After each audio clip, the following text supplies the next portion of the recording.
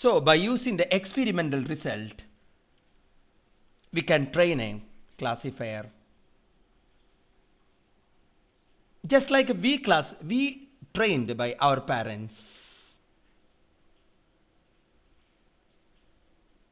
Parents used to say, don't do that, don't do this. Because they are already trained with the experimental result. If such a thing is doing, it is not good. If such a thing is not doing, like that.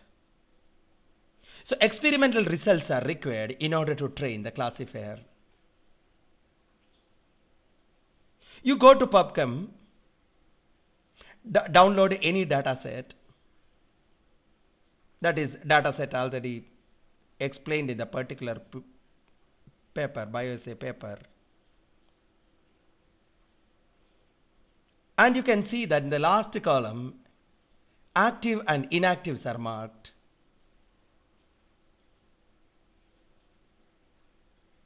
And you download the SDF format of these compounds from the same link. Calculate the descriptors by using the CDK. Now club the CDK descriptors with the active inactive results. Now we have a very good database. That database contains different descriptors of a compound and also whether that compound is active or inactive. Similarly, collect hundreds or 1,000 compounds. Upload in the Weka. By looking to the confusion matrix, you can decide whether our prediction is correct or not. From where you will get the confusion matrix? You go to the test result tab, right click, and you can see that there is cost matrix analysis is there. In that you will get the confusion matrix. By looking to the confusion matrix, you can decide whether our prediction is correct or not. How that classifier understand our prediction is correct or not? When you are supplying certain data into the classifier, he will predict a model from that particular descriptor, activity, combination. From the descriptor activity combination, he will develop a model. By using that model, he will try to predict the activity of certain other compounds which is already given to the system. If it is working properly, we can say that our classifier is classifying the compounds with a perfection. False positive and false negative. If the virtual screening is giving false negative result, that will affect our data. If it is giving false positive result, that will never affect our data.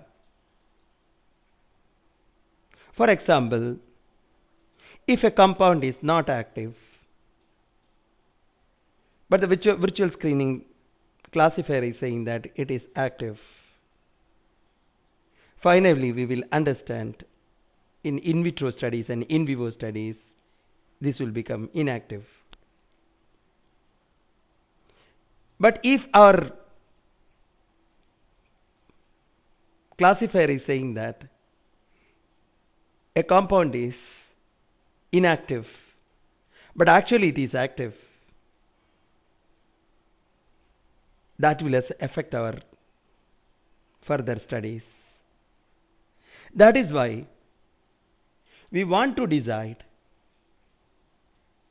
whether the classifier should give preference to false positive or false negative, or he want to reduce false positive result or false negative result. Such an analysis is known as cost benefit analysis. We know that we want to reduce false negatives, or sometimes we want to reduce false positive. For that also an option is there, cost benefit analysis in the vector classifiers. You can see the same in the result tab. Right click, you can see the cost benefit analysis.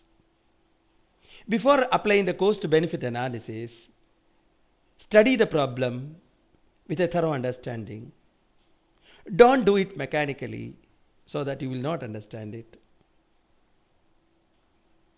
It's an easy process, but think about that twice or thrice so you'll understand it, why we want to do cost benefit analysis. Cost and benefit analysis, the meaning of cost benefit analysis is just the same as our cost benefit analysis in the business. For example, you are going to purchase some land somewhere. How will you say that whether it is profitable or not? You will analyze by using its cost and what is the benefit. Similarly, you just give the cost and understand the benefit. That particular kind of analysis is known as cost benefit analysis. This paper is emphasizing in the cost benefit analysis, and they developed a very good model for that. What is a meta learner?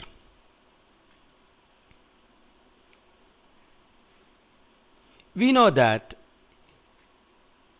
if we want to take a decision, we will ask to some decision makers.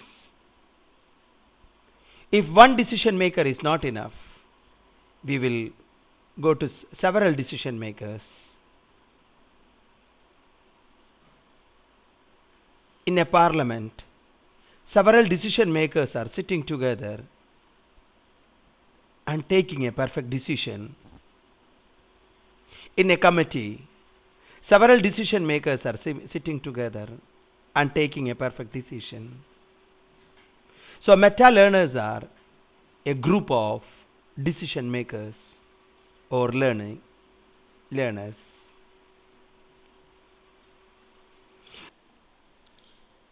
When we are using several learners together, one learner can be a base classifier.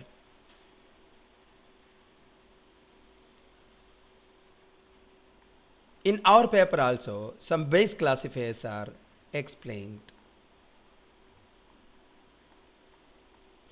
If you want, you can refer a page number 21.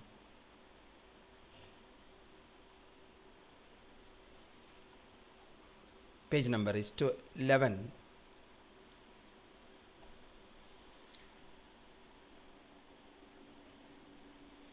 In that particular paper, cost sensitive classifier was used as the base classifier.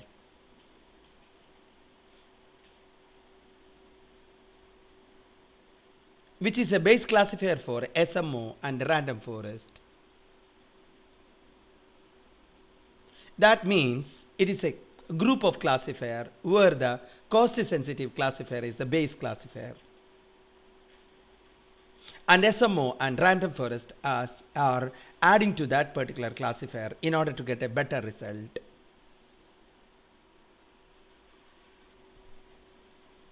So meta-learner is just like a committee that will combinedly take the decisions. We will use a meta-learner combination where cost sensitive classifier is the base. Thank you very much.